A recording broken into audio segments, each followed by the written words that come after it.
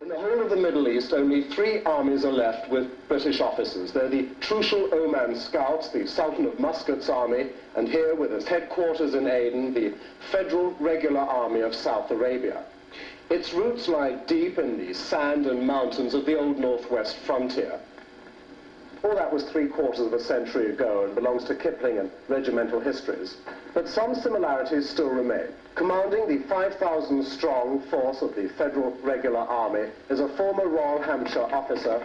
He's Brigadier Gordon Viner, and he's been lent by the British Army to South Arabia. Brigadier, how is the Federal Regular Army formed? Well, we're descended from the Aden protectorate levies, which was formed in 1928.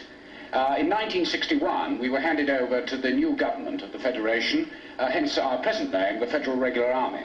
How many British officers are attached or with the Federal Army?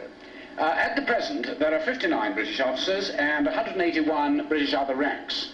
Of course, previously, there were a considerable number. Now, we are looking at Arabization, and this figure will diminish.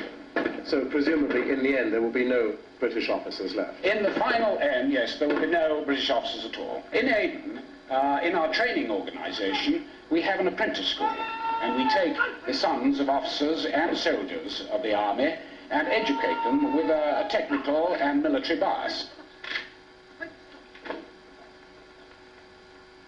Of course, an interesting point out here is that we use the camels quite a lot. Apart from the ceremonial role, we practice them in the use of patrols in the desert.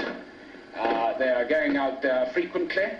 We also, of course, use the camel to load up heavy equipment, ammunition, mortars, and so forth, to get over some inaccessible country.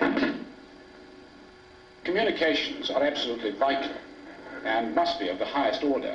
My signallers are very well trained by British officers and other ranks. The signal squadron maintains contact with all troops operating in the Federation 24 hours during the day and night. We have some pretty dramatic signals coming down for Kazabak, for civilians and soldiers, for demanding stores, information about dissidents and so forth. I've got garrisons up country. Each garrison is on a separate task. It's quite different. The internal security is quite different in each area, so they tackle it in a different way. You take Dala, where there is a considerable enemy threat, and Macaris, which is quiet at the moment, and so the battalion is able to get on with a certain amount of training as well as normal flag-waving patrols. The main difficulty is finding the enemy.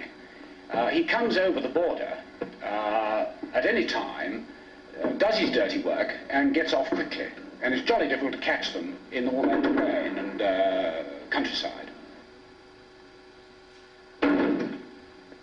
Now, is it all work and sweat? Not all work and sweat, no, because even my soldiers in the evening enjoy themselves.